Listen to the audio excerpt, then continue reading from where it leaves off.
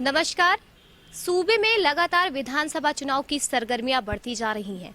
हर पक्ष की तरफ से अपनी अपनी जीत के दावे किए जा रहे हैं।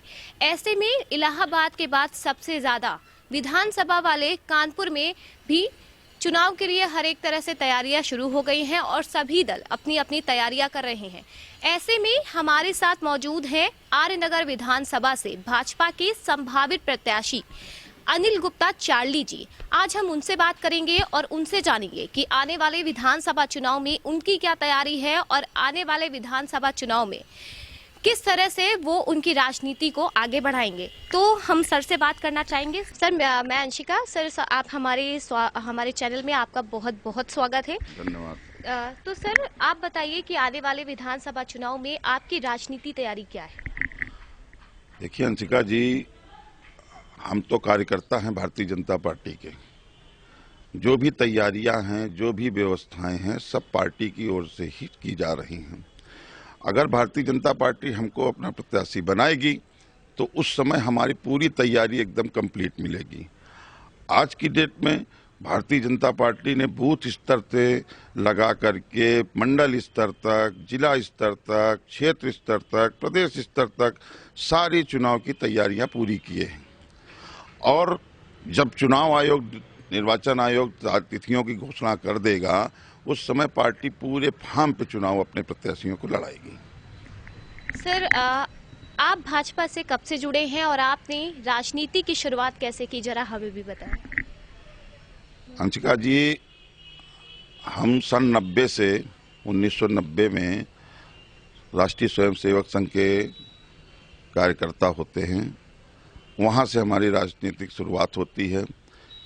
इसके बाद हमें वार्ड अध्यक्ष बनाया गया, फिर युवा मोर्चा में पदाधिकारी रहे, मंडल स्तर के महामंत्री रहे, फिर जिला टीम में रहे। पार्टी ने हमें सभासदी का चुनाव लड़ाया भारतीय जनता पार्टी के सिंबल से। फिर पार्टी ने धीरे धीरे करते 2006 में हमको नगर पालिका परिषद अध्यक्ष पद का चुनाव लड़ाया, वो भी जीते। इसके बाद 2016 में स्थानीय निकाय कानपुर फतेहपुर निर्वाचन का चुनाव पार्टी अपने सिंबल पे हमको लड़ाई। तब भी हम उसमें चुनाव में मतलब जो है अच्छी तरह से चुनाव लड़े, लेकिन चूंकि वो चुनाव किन्हीं कारणोंवश मतलब जो है नहीं जीत पाए।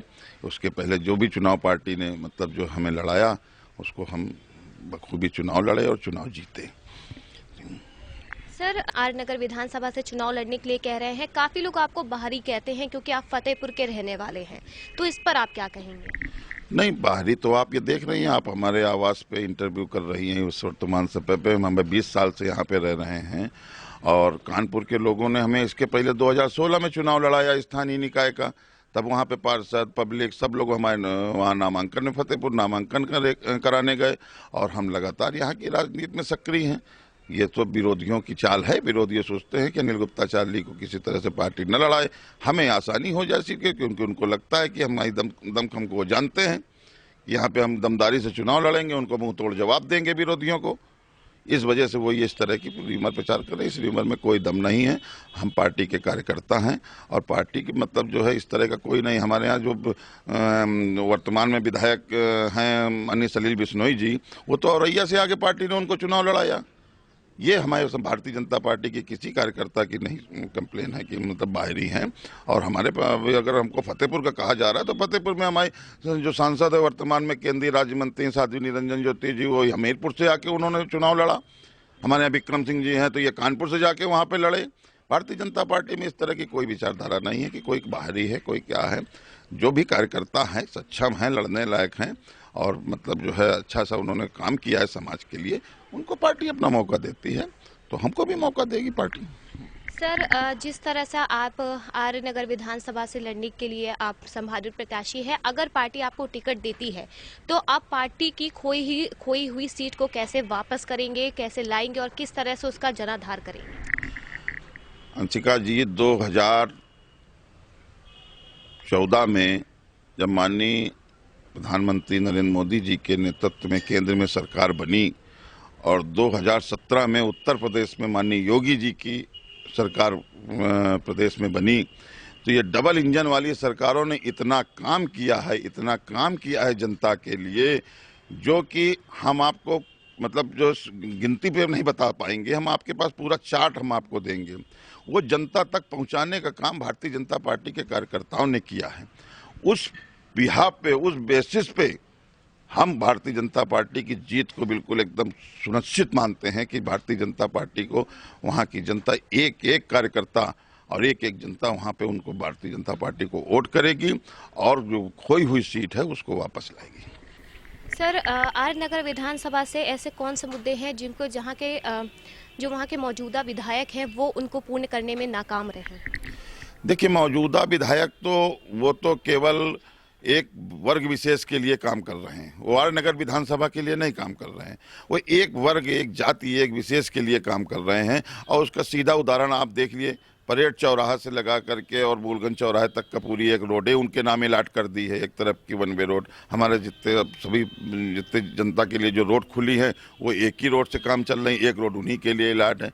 ये तो सीधा साधा उदाहरण है। इसके बाद उन्होंने बस केवल वही जाके लड़कों के बर्थडे में केक काटे हैं। आर नगर विधानसभा के लिए कोई काम उन्होंने नहीं किया और अपनी निधि का उन्होंने अब तक का पैसा भी आर नगर में पूरी तरह से नहीं खर्चा किया, तो वो क्या विकास करेंगे? उनसे पब्लिक उम्मीद कोई नहीं लगाए है और वो अपने को विधायक मानते हो, पब्लिक उनको आर नगर के विधानसभा विधायक नहीं मानती। सर, आपकी शिक्षा, रोजगार और स्वास्थ्य के लिए आपका क्या प्लान है?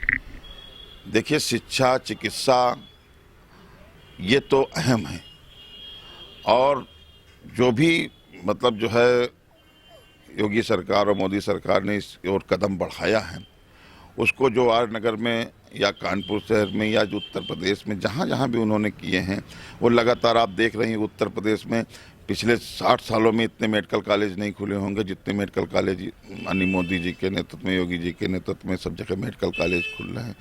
शिक्षा के लिए उन्होंने नई शिक्षा नीति बना करके न जाने कितने डिग्री कॉलेज, इंटर कॉलेज, सब शिक्षा के लिए और कदम बढ़ा रहे हैं। आगे जो भी होगा उसको और भी हम आप राजनगर के लिए भी को कोशिश करके वहाँ पे भी एक शिक्षा और चिकित्सा के लिए बेहतर इंतजाम किए जाएंगे। सर, बहुत बहुत धन्यवाद आपका कि आपने अपना अमूल्य समय हमें दिया, हमसे बातचीत की। आपने देखा हमारे साथ आर्य नगर विधानसभा के संभावित भाजपा के प्रत्याशी अनिल गुप्ता चार्ली जी मौजूद थे, जिनसे हमने आने वाले विधानसभा चुनाव की रणनीति के बारे में बात करी।